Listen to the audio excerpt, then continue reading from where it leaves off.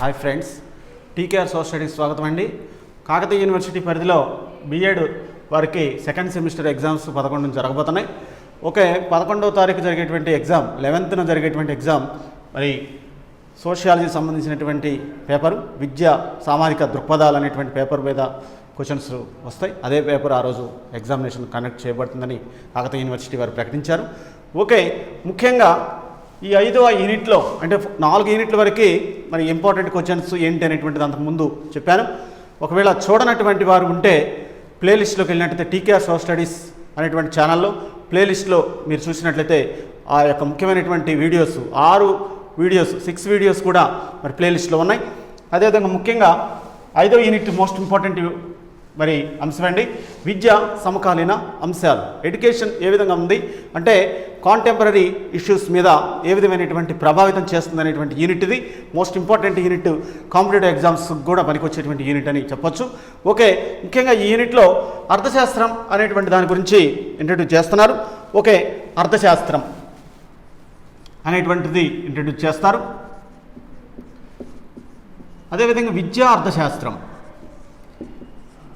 ఈ రెండింటి మధ్య సంబంధం ఏంటి అనేటువంటిది కూడా తెలుసుకోవచ్చు దీంట్లో. ఓకే, ముఖ్యంగా మరి ఈ విద్యా అర్థశాస్త్రం అంటే ఏంటి, విద్యా అర్థశాస్త్రం యొక్క పరిధి అనేటువంటి క్వశ్చన్ కూడా రావడానికి అవకాశం అనేది ఉంది. ఓకే, ముఖ్యంగా మరి ఈ యొక్క యూనిట్లో అర్థశాస్త్రం మనం పరిశోధన చేసినట్టయితే అసలు ఏ పని చేయాలన్నా నిత్య జీవితంలో డబ్బు అనేటువంటిది ప్రధానమైనటువంటి అవసరంగా మరి ప్రస్తుత పరిస్థితిలో మారిపోయిందని మనం చెప్పొచ్చు. ఓకే, ముఖ్యంగా అర్థశాస్త్రం అంటే ఏంటి, విద్యా అర్థశాస్త్రం అంటే ఏంటి, మరి అర్థశాస్త్రం యొక్క అర్థము, అర్థశాస్త్రం యొక్క పరిధి, అర్థశాస్త్రం యొక్క నిర్వచనాలు, అర్థశాస్త్ర స్వభావం అనేటువంటి అంశాలు ఇక్కడ మరి ముఖ్యమైనటువంటి ఏఎస్గా మనం చెప్పొచ్చు.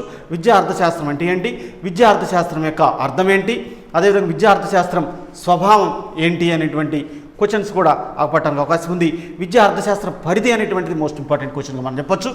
ఓకే, మరి మానవ మూలధనంగా విద్య ఏ విధంగా ఉంది అనేటువంటిది కూడా అడగడానికి అవకాశం అనేటువంటిది ఉంటుందండి. ఓకే, ముఖ్యంగా చెప్పుకున్నట్టయితే మానవ మూలధన కారకాలు ఏంటి అనేటువంటిది కూడా అడగవచ్చు. మానవ మూలధన దశలు ఏంటి, 3 దశలు ఉంటాయి, వాటి గురించి కూడా అడగడానికి అవకాశం ఉంది. మానవ మూలధన లక్షణాలు ఏంటి అనేటువంటిది కూడా ఇంపార్టెంట్గా మనం చెప్పొచ్చు. మరి మానవ మూలధనం వ్యయ సార్థకత విశ్లేషణను తెలియజేయండి అనేటువంటిది కూడా మరి తెలుసుకోవాల్సిన అవసరం ఉంటుంది. ఎవరి కాంపిటేటివ్ అభ్యర్థి కూడా కొన్ని విషయాల మీద కాంపిటేటివ్లో ఈ వేలో కూడా చదవాల్సిన అవసరం ఉంటుంది. టీఆర్టీ కావచ్చు, డిఎస్సి కావచ్చు, మరి ఇవన్నీ కూడా ఇంపార్టెంట్గా ఏరియాస్గా ఉన్నాయి. అదేవిధంగా చూసుకున్నట్టయితే ఈ యొక్క దీంట్లో అర్థశాస్త్రం, విద్యా అర్థశాస్త్రం మనం తెలుసుకున్న తర్వాత ఇంకొక ఏంటంటే ఈ యొక్క సబ్ యూనిట్స్ మనం చూసినట్టయితే జాతీయ భావ సమైక్యత అనేటువంటిది ఉందండి. జాతీయ భావ సమైక్యత,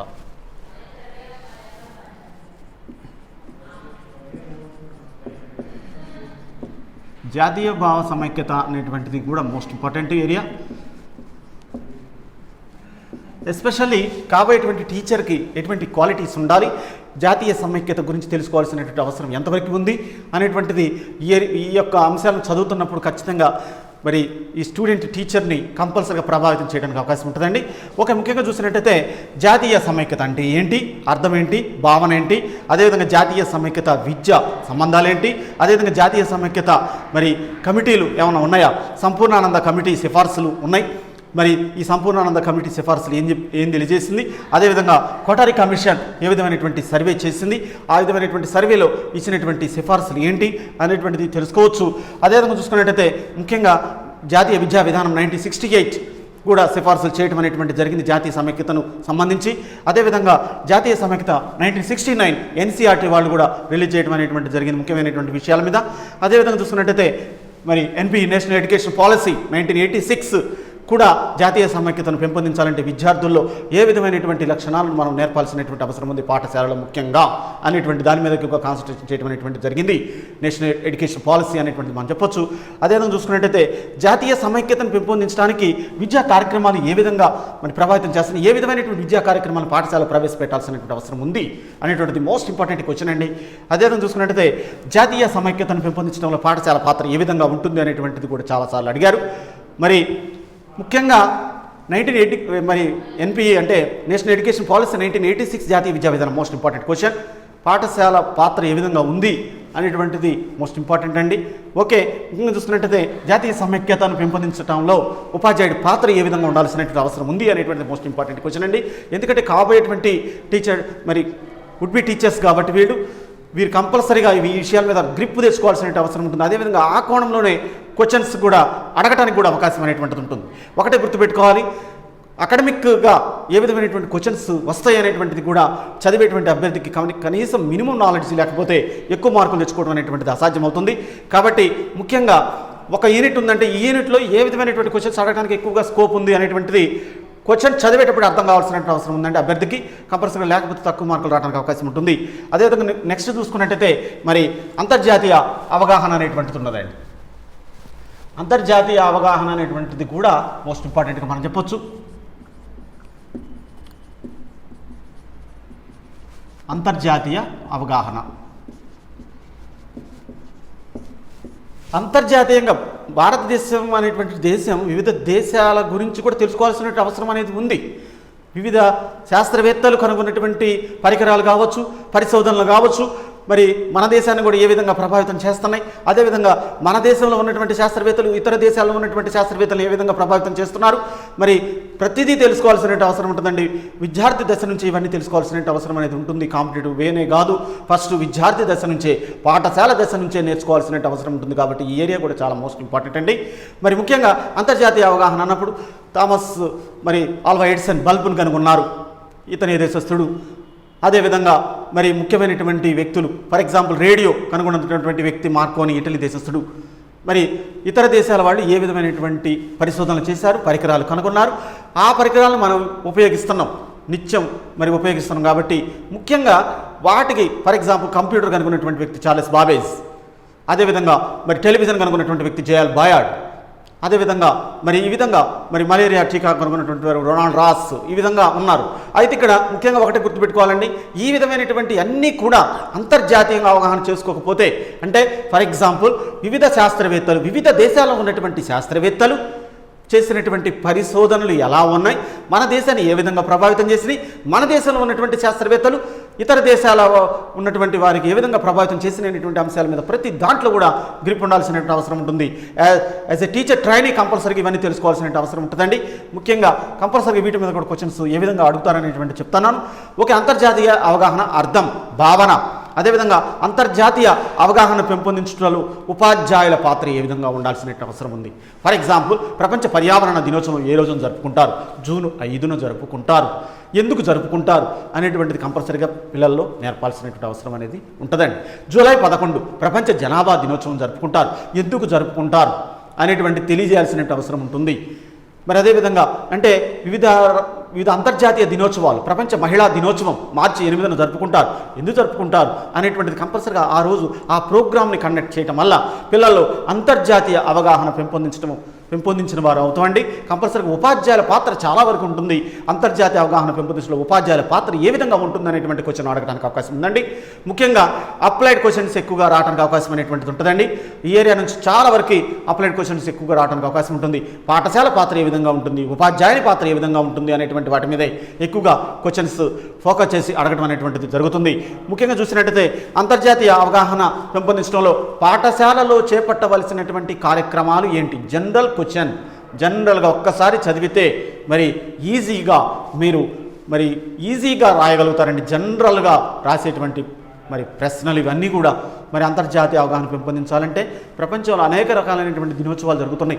ఆ దినోత్సవాలు మన దేశంలో కూడా జరుగుతున్నాయా లేవా, మన దేశంలో ఏ విధమైనటువంటి పర్యవేక్షణ ఉంటుంది, అదేవిధంగా పాఠశాలలో ఏ విధంగా ఈ దినోత్సవాలను జరుపుతున్నాం అనేటువంటిది కూడా తెలియజేయాల్సినటువంటి అవసరం అనేటువంటిది ఉపాధ్యాయుని బాధ్యతగా మనం చెప్పొచ్చు.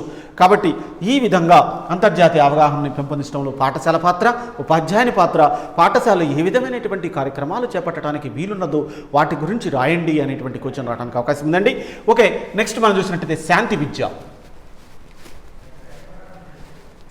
విద్య అనేటువంటిది కూడా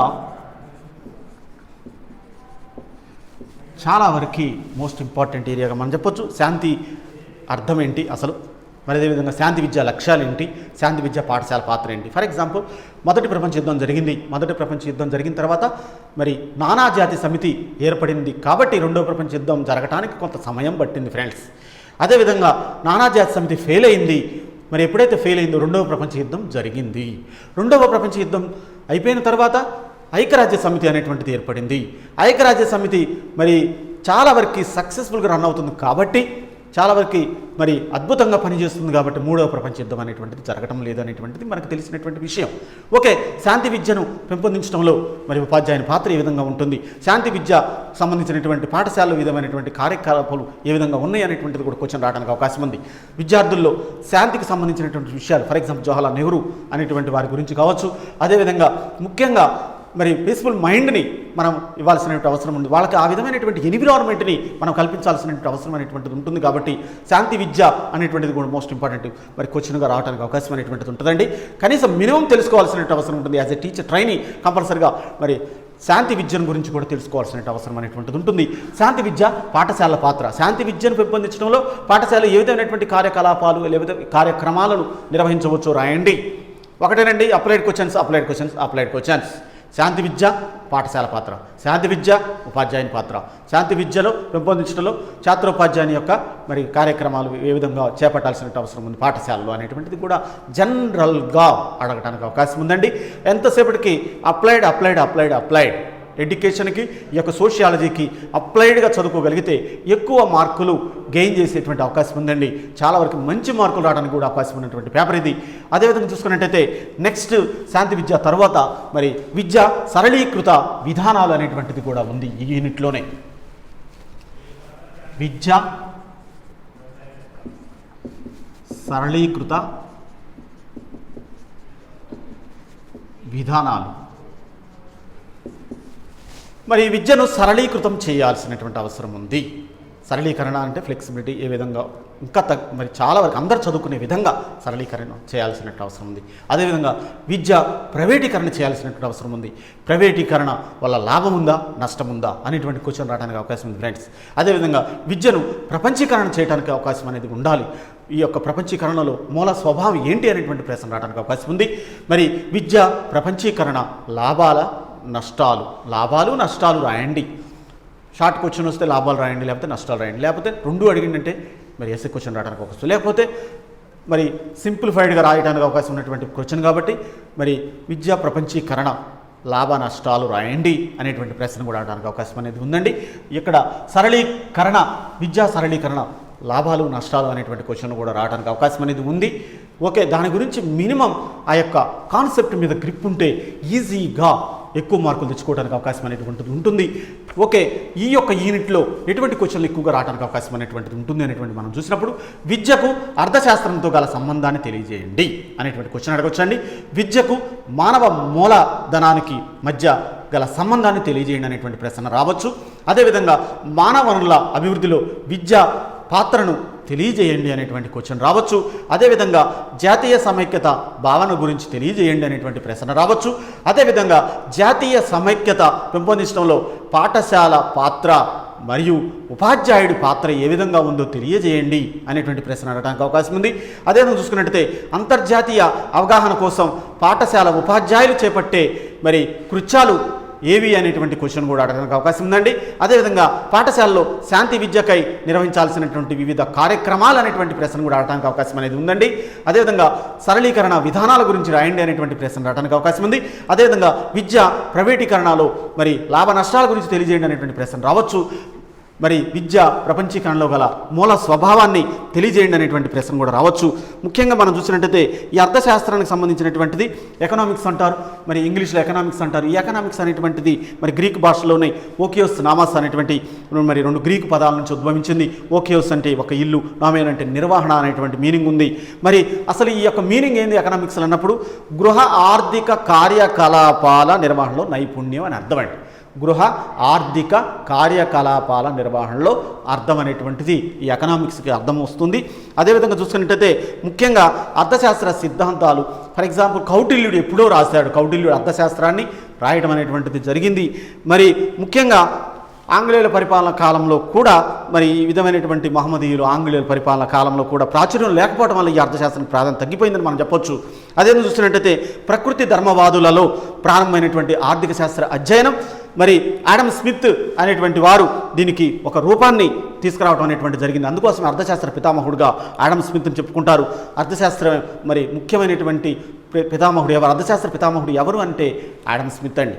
ఇతను మరి ముఖ్యంగా 1723 నుంచి 1790 మధ్య కాలంలో జీవించడం అనేటువంటిది జరిగింది. వీరి యొక్క ముఖ్యమైనటువంటి అర్థశాస్త్ర నిర్వచనాలు ఏంటి అనేటువంటిది మనం చూసినప్పుడు 5 నిర్వచనాలు ఇక్కడ మనకి ఉండటం అనేటువంటిది జరిగింది. ఈ యూనిట్లో సంపద నిర్వచనం, శ్రేయస్సు నిర్వచనం, కొరత నిర్వచనం, వృద్ధి నిర్వచనం, జాకబ్ వైనర్ నిర్వచనం అనేటువంటివి మనం చెప్పొచ్చు. సంపద నిర్వచనం ఆడమ్ స్మిత్ 1776లో మరి అర్థశాస్త్రానికి ఒక ముఖ్యమైనటువంటి గ్రంథాన్ని రాయటం అనేటువంటి జరిగింది. వెల్త్ ఆఫ్ నేషన్స్ అనేటువంటి గ్రంథం అండిది. అంటే సంపద ముఖ్యం, సంపదను గురించి చర్చించేదే అర్థశాస్త్రం అనేటువంటిది చెప్పినటువంటి ఆర్థికవేత్త ఎవరంటే ఆడమ్ స్మిత్ అండి. ఆడమ్ స్మిత్ అభిప్రాయాలను చాలా వరకు జేఎస్ మిల్ అనేటువంటి వారు, వాకర్ అనేటువంటి వారు మరి బలపరచడం అనేటువంటిది కూడా జరిగింది. ఫ్రెండ్స్, సంపద ఆర్జించటమే ఒక రకంగా మరి ముఖ్యమైనటువంటి విషయంగా ఆడమ్ స్మిత్ అభిప్రాయపడటం అనేటువంటిది జరిగింది. అదేవిధంగా చూసుకున్నట్టయితే మరి ముఖ్యంగా మరి ఆడమ్ స్మిత్ చెప్పినటువంటి నిర్వచనంలో కొంత లోపం కూడా ఉంది అని మనం చెప్పొచ్చు. కేవలం సంపదే ముఖ్యమైనటువంటిది వీరు చెప్పారు, కానీ అది ఎంతవరకు కరెక్ట్ అనేటువంటిది మరి ముందు తర్వాత వివరించినటువంటి శాస్త్రవేత్తలు వివరించినట్టుగా ఆధారాలు ఉన్నాయి. శ్రేయస్ నిర్వచనం ఆల్ఫ్రెడ్ మార్షల్ అనేటువంటి మరి నవ్య సాంప్రదాయ ఆర్థికవేత్త మరి మార్షల్ ఒకటే చెప్పారండి, మానవుని సంక్షేమం ప్రధానం, సంపద ఎంత సంపాదించడం అనేటువంటి దానికంటే కూడా శ్రేయస్సు ముఖ్యం. శ్రేయస్సు అంటే సంక్షేమం, వెల్ఫేర్ కంపల్సరిగా వాళ్ళకి సురక్షితంగా ఏర్పాటు చేయాల్సిన అవసరం అనేది ఉంది అని చెప్పినటువంటి ఒక మంచి శాస్త్రవేత్త ఎవరైనా ఉన్నారంటే ఆల్ఫ్రెడ్ మార్షల్ అండి. మానవ శ్రేయస్సు ప్రధానమైనటువంటి విషయంగా చెప్పినటువంటి ఆర్థికవేత్త ఆల్ఫ్రెడ్ మార్షల్ అని మనం చెప్పొచ్చు. అదేవిధంగా ముఖ్యంగా చెప్పడం మరి శ్రేయస్సు నిర్వచనాలు చాలా వరకు ముఖ్యమైనటువంటి నిర్వచనాలుగా చెప్పొచ్చు. నెక్స్ట్ మనకి రాబిన్స్ అనేటువంటి వారు ఇచ్చినటువంటి నిర్వచనం ఏంటంటే కొరతకు సంబంధించినటువంటి నిర్వచనం ఇచ్చారు వీరు. వనరుల కొరత నిర్వచనం అనేటువంటి దాని మీద ఎక్కువగా అబ్జర్వ్ చేశారు. లయనల్ రాబిన్స్ అనేటువంటి వారు 1932లో మరి nature and significance of economic science అనేటువంటి గ్రంథాన్ని రాయటం అనేటువంటి జరిగింది. దీంట్లో వీరి యొక్క నిర్వచనానికి సంబంధించినటువంటి విధానాలు అనేటువంటివి రాయటం అనేటువంటి జరిగింది. ముఖ్యంగా వీరు చెప్పినటువంటి దాంట్లో ఒకటేనండి, ముఖ్యంగా రాబిన్స్ ప్రకారం ఏంటంటే ఆర్థిక సమస్య తలెత్తడానికి కోరికలు అపరిమితంగా ఉంటున్నాయి, వాటిని సంతృప్తిపరిచేటువంటి సాధనాలు పరిమితంగా ఉంటున్నాయి. కాబట్టి ఒక కోరిక తృప్తిపరిచినట్లయితే మానవుడికి మరొక కోరిక తలెత్తడం అనేటువంటిది సహజంగా వస్తుంది. కాబట్టి ఇక్కడ అపరిమితమైనటువంటి కోరికలు, పరిమితమైనటువంటి వనరులు, ప్రత్యామ్నాయ ప్రయోజనాలు ఉన్నటువంటి వనరుల మీద ఎక్కువగా వీరి యొక్క నిర్వచనం కొనసాగిందని మనం చెప్పొచ్చు. అదేవిధంగా మరి ముఖ్యంగా వృద్ధి నిర్వచనం విషయానికి వచ్చేసరికి మరి శామ్యుల్ జాన్స్ అనేటువంటి వారు, ముఖ్యంగా ఇక్కడ ఒకటే గుర్తుపెట్టుకో, శామ్యుల్సన్ అనేటువంటి వారు వీరికి నోబెల్ బహుమతి అనేటువంటిది కూడా రావడం అనేటువంటిది జరిగింది ఆర్థిక శాస్త్రంలో. 1975 సంవత్సరంలో మరి అమెరికా ఆర్థిక శాస్త్రవేత్త అనేటువంటి శామ్యుల్సన్ అనేటువంటి వారు ఈ వృద్ధి నిర్వచనం ఇవ్వటం అనేటువంటిది జరిగింది. వృద్ధి నిర్వచనం ఏంటంటే ముఖ్యంగా ప్రతిదీ మనం అభివృద్ధి చేసుకోవాల్సిన అవసరం ఉంది, లేకపోతే చాలా వరకు వెనకబట్టడానికి అవకాశం ఉంది. అర్థశాస్త్రాన్ని వృద్ధికి సంబంధించినటువంటి శాస్త్రంగా వీరు పరిగణించడం అనేటువంటి జరిగింది. అభివృద్ధి చేసుకోవాలి, డెవలప్మెంట్ అండ్ గ్రోత్ అనేటువంటిది ఉండాలి.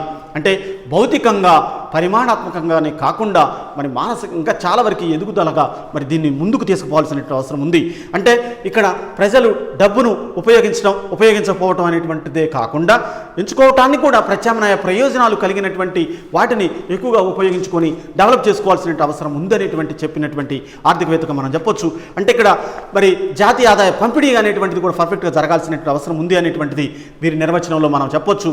ముఖ్యంగా ఉత్పత్తి, వినియోగం, పంపిణీ ఈ యొక్క సంబంధాల్లో రావాల్సినటువంటి మార్పులు ఏంటి, వృద్ధి ఏ విధంగా జరగాల్సిన అవసరం ఉంది, అభివృద్ధి ఏ విధంగా జరగాల్సిన అవసరం ఉంది, జాతీయ ఆదాయం ఏ విధంగా మరి పంపిణీ చేయాల్సిన అవసరం ఉంది అనేటువంటి దాని మీద ఎక్కువగా దృష్టి పెట్టినటువంటి వ్యక్తి, వృద్ధి నిర్వచనం ఇచ్చినటువంటి వ్యక్తి శామ్యుల్సన్ అనేటువంటిది మనం చెప్పొచ్చు అర్థశాస్త్రంలో. నెక్స్ట్ జాకబ్ వైనర్ అనేటువంటి నిర్వచనం, మరి వీరేం చెప్పారంటే మానవుల అభివృద్ధితో పాటు విస్తరించడం వల్ల ఇంకొక విషయాన్ని కూడా వీరు చెప్పడం అనేటువంటి జరిగింది. ముఖ్యంగా మరి ఆర్థికవేత్తలు ప్రతిపాదించేదే ఆర్థిక శాస్త్రం అనేటట్టుగా వీరు చెప్పినట్టుగా మనకి ఆధారాలు ఉన్నాయి. ముఖ్యంగా ఒకటే విషయం అండి, అర్థశాస్త్రం అనేటువంటిది చాలా వరకు మానవ ఆర్థిక కార్యకలాపాలను అధ్యయనం చేసే శాస్త్రంగా మనం చెప్పడానికి అవకాశం అనేటువంటిది ఉంటుంది. విద్యా అర్థశాస్త్రం విషయానికి వచ్చేసరికి 1933లో 1933లో మొట్టమొదటిసారిగా నోబెల్ గ్రహీత అనేటువంటి రగ్నార్ ఫ్రిష్ మరి సూక్ష్మ స్థూల భావాలను విడదీయటం అనేటువంటిది ప్రవేశపెట్టడం అనేటువంటిది జరిగిందండి. 1933లోనే మరి వీరు ప్రవేశపెట్టడం అనేటువంటిది జరిగింది. మరి వీరికి కూడా నోబెల్ ప్రైజ్ రావడం అనేటువంటిది జరిగింది ఫ్రెండ్స్. ఓకే, ముఖ్యంగా విద్యా అర్థశాస్త్రం అనేటువంటి విషయం వచ్చినప్పుడు 1960లో 1960 సంవత్సరంలో అమెరికాకు సంబంధించినటువంటి వ్యక్తి తను మరి షుల్జ్ అనేటువంటి వారు ఈ యొక్క విద్యా అర్థశాస్త్రం అనేటువంటి పదాన్ని మొట్టమొదటిసారిగా ఉపయోగించినట్టుగా ఆధారాలు ఉన్నాయి. 1960లో షుల్జ్ విద్యా అర్థశాస్త్రం అనేటువంటి పదాన్ని మొట్టమొదటిసారిగా ఉపయోగించినటువంటి ఆర్థికవేత్త ఎవరు అంటే ఇక్కడ ముఖ్యంగా చెప్పాల్సినటువంటి వ్యక్తి షుల్జ్ అండి. ఓకే, మరి చాలా వరకు కోహెన్ అనేటువంటి వారు విద్యా అర్థశాస్త్రం అనేటువంటి గ్రంథాన్ని కూడా రాయటం అనేటువంటిది జరిగింది. విద్యా అర్థశాస్త్రం స్వభావం ఏంటి అనేటువంటి విషయానికి వచ్చినప్పుడు మరి ఉత్పత్తి, వినియోగం, పంపిణీ, వినిమయం ఇవన్నీ ఉన్నాయి. మానవుల ప్రవర్తన ఎలా ఉంటుందో తెలియజేస్తుంది. దీనివల్ల దీనికి అప్లై చేసుకుంటూ ఎడ్యుకేషన్కి అప్లై చేసుకుంటూ వచ్చేటువంటిదే మరి విద్యా అర్థశాస్త్రం. విద్యా అర్థశాస్త్రం అంటే ఎక్కడో లేదండి, మానవ వికాసానికి తోడ్పడేది విద్యా అర్థశాస్త్రం. మానవ వికాసం, మానవుడు వికసించాలి, ముందుకు పోవాలి, ప్రతి రంగంలో కూడా ముందుకు పోవాలంటే మరి చాలా వరకు విద్యా అర్థశాస్త్రం తోడ్పడుతుందని చెప్పినటువంటి వారుగా మనం చెప్పొచ్చు. ఆర్థిక విలువలను పెంపొందించేది విద్యా ఆర్థిక శాస్త్రం. అదేవిధంగా మరోవైపు విద్యా వ్యవస్థలపై ఆర్థిక అంశాలను విశ్లేషించడానికి వీరు చాలా వరకు ముందు ఏ విధంగా ఉంటుందనేటువంటి దాని మీద కూడా వారి యొక్క ఉద్దేశాలను కూడా తెలియజేసినట్టుగా ఆధారాలు ఉన్నాయి. విద్యా అర్థశాస్త్రం అన్నప్పుడు మరి ముఖ్యంగా విద్యాభివృద్ధిని ఆర్థికాభివృద్ధితో అనుసంధానం చేసేది విద్యా అర్థశాస్త్రం. విద్యా పెట్టుబడి ఆవశ్యకతను వివరించేది విద్యా ఆర్థిక శాస్త్రం. విద్యా స్వభావాన్ని నిర్దేశించేది విద్యా ఆర్థిక శాస్త్రం. విద్యా బడ్జెట్ను రూపొందించేది విద్యా అర్థశాస్త్రం. విద్యా వ్యవహారాల్లో ఆర్థిక జమా ఖర్చులను విశ్లేషించేది విద్యా ఆర్థిక శాస్త్రం. విద్యా ప్రణాళిక రూపకల్పనలో అనుసరించవలసినటువంటి ఆర్థిక సంబంధ వ్యూహాలను సూచించేది విద్యా ఆర్థిక శాస్త్రం. విద్యా లక్ష్యాల నిర్దేశనం ఆర్థిక కోణానికి గల ప్రాధాన్యాన్ని వివరిస్తుందనేటువంటిది మనం చెప్పొచ్చు. విద్యా అర్థశాస్త్రం యొక్క పరిధి అనేటువంటిది ఈ విధంగా ఉంటుందని మనం చెప్పొచ్చు. ఈ విధంగా మానవ మూలధన దశలు అనేటువంటివి కూడా 3 దశలు ఉన్నాయి. గుప్త దశ, ఉత్పాదక దశ, జీవిత అవశిష్ట దశ. ఈ విధంగా ముఖ్యమైనటువంటి క్వశ్చన్స్ మీద ఫోకస్ పెట్టినట్టయితే చాలా వరకు మంచి మార్కులు రావడానికి అవకాశం అనేటువంటిది ఉంటుంది. అంతర్జాతీయ అవగాహన పెంపొందించడంలో పాఠశాల చేపట్టవలసినటువంటి కార్యక్రమాల విషయానికి వచ్చేసరికి అంతర్జాతీయ మహిళా దినోత్సవం మార్చి 8న జరుపుకుంటారు, పాఠశాలలో నిర్వహించాలి. అదేవిధంగా అంతర్జాతీయ వాతావరణ దినోత్సవం ఎప్పుడు జరుపుకుంటారు? మార్చి 23న జరుపుకుంటారు. ఆ దినోత్సవం రోజు అదే యొక్క కార్యక్రమాన్ని నిర్వహించినప్పుడు విద్యార్థులు మరి జీవిత కాలం పాటు గుర్తుపెట్టుకోవడం అనేటువంటి జరిగిద్దండి. అంతర్జాతీయ ఆరోగ్య దినోత్సవం ఎప్పుడు జరుపుకుంటారు? ఏప్రిల్ 7న జరుపుకుంటారు. అది కూడా పాఠశాలలో జరగాలి. అదేవిధంగా అంతర్జాతీయ కార్మిక దినోత్సవం మే 1న జరుపుకుంటారు. అదేవిధంగా అంతర్జాతీయ అక్షరాస్యత దినోత్సవం ఎప్పుడు జరుపుకుంటారు? సెప్టెంబర్ 8న జరుపుకుంటారు.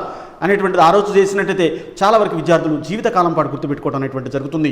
ఐక్యరాజ్య సమితి దినోత్సవం అక్టోబర్ 24న జరుపుకుంటారు. ఆ కార్యక్రమాన్ని కూడా మరి పాఠశాలలో నిర్వహించాల్సిందిగా మరి ముఖ్యమైనటువంటి అంశంగా మనం చెప్పొచ్చు. అంతర్జాతీయ మానవ హక్కుల దినోత్సవం డిసెంబర్ 10న జరుపుకోవడం అనేటువంటిది జరుగుతుంది. మరి ఈ విధంగా మరి అంతర్జాతీయ కార్యక్రమాల గురించి వీటి గురించి మరి అభ్యర్థులు చదవాలి. చదువుకుంటే ఎక్కువ మార్కులు రావడం అనేటువంటిది కూడా జరుగుతుంది.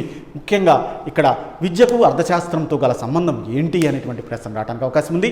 విద్యకు మానవ మూలధనానికి మధ్య గల సంబంధం ఏంటి అనేటువంటి క్వశ్చన్ రావడానికి అవకాశం ఉంది. మానవ వనరుల అభివృద్ధిలో విద్యా పాత్రను తెలియజేయండి అనేటువంటి ప్రశ్న రావడానికి అవకాశం ఉంది. జాతీయ సమైక్యత భావనను తెలియజేయండి అనేటువంటి ప్రశ్న రావచ్చు. జాతీయ సమైక్యతను పెంపొందించడంలో పాఠశాల పాత్ర ఏంటి? జాతీయ సమైక్యతను పెంపొందించడంలో ఉపాధ్యాయుడి పాత్ర ఏంటి అనేటువంటి ప్రశ్న రావచ్చు.